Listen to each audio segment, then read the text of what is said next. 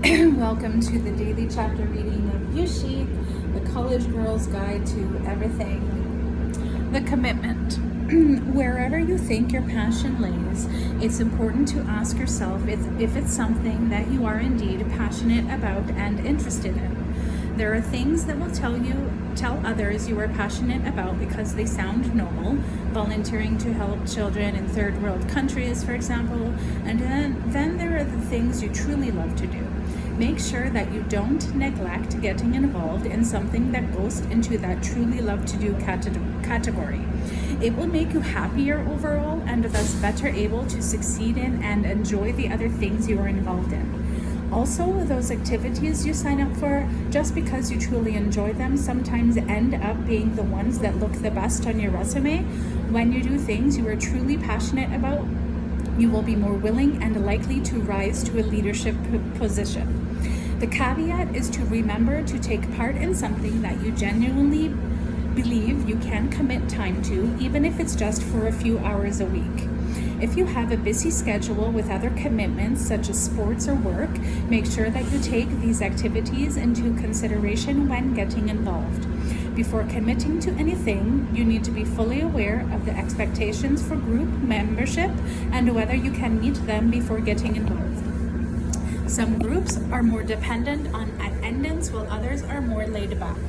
For instance, to be part of a book club, reading the assigned book before the next meeting is required.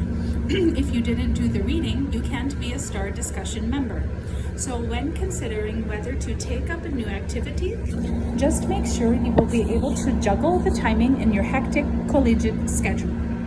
You don't want to leave anyone hanging if you're not able to make a meeting, but you also don't want to be needlessly stressed on top of your already busy day. Extracurricular activities are meant to be a fun bonding experience, not an added stressor. Pursuing your academic interests with extracurricular.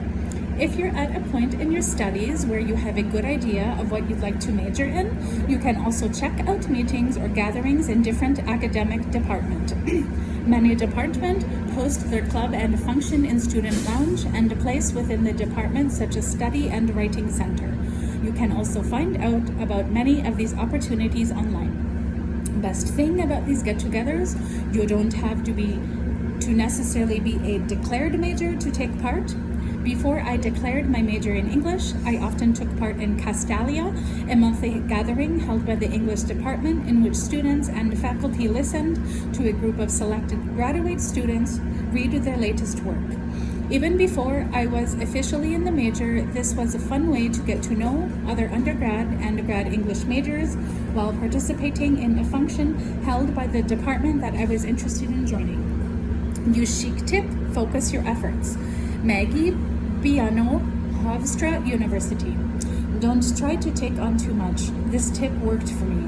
When I started college, I focused on joining a few groups like the school newspaper. I started at the bottom as a staff writer, moved up to an assistant position, then feature editor, and finished as the managing editor, second in charge of the entire paper. The best part about being involved in the paper was the opportunity to use what I learned inside the classroom. Thanks to this experience, I discovered that I wanted to be more than just a writer. I wanted to be an editor as well. What could prepare me for the future better than that? Organizations with a significant time commitment. Groups like the school's dance team, choir, orchestra, and band require a large time commitment. These groups will not try to hide this from you. At the first meeting, they should be able to tell you what kind of commitment they expect from their members. If you find yourself enjoying the organization's activities, then it should be worth your time.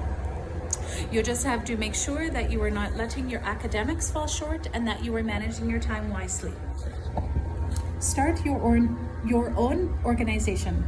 If you've been looking at the opportunities on campus and you can't find an organization that you want to join, why not start your own? Just realize that starting an organization will be fairly time consuming. You are going to have to find members and work to get the organization recognized and funded by the university. Chances are that if you are interested in an area and a club does not exist for it yet, it won't be that tough to find people who are looking for a similar organization. Getting involved on campus may at first seem overwhelming, but if you have a good idea about activities on campus that might interest you and keep an eye out for opportunities, joining a club or volunteer group can greatly supplement your years at school.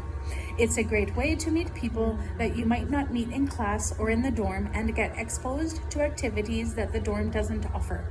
Insights provided by Anna Prestek, University of Washington, Seattle. For the future Madam President, you walk onto campus for the first time ready to make a difference. All through high school, you demonstrated leadership potential, captain of your varsity volleyball team, president of the National Honor Society, secretary of your senior class. You want to continue working with student associations in college, and more important, you want to do this as a leader. This section for all you natural-born leaders wanting to get up and running as your class leader. So where to start? I was in your position less than a year ago. I had no idea where to even begin getting involved in the Student Government Association at my school. Well, with a little bit of effort and seeking out the right connections, I now serve as the chair of the freshman class committee at Georgetown University. Thanks to this experience, I have a little advice to share that can help you access the halls of leadership on your campus.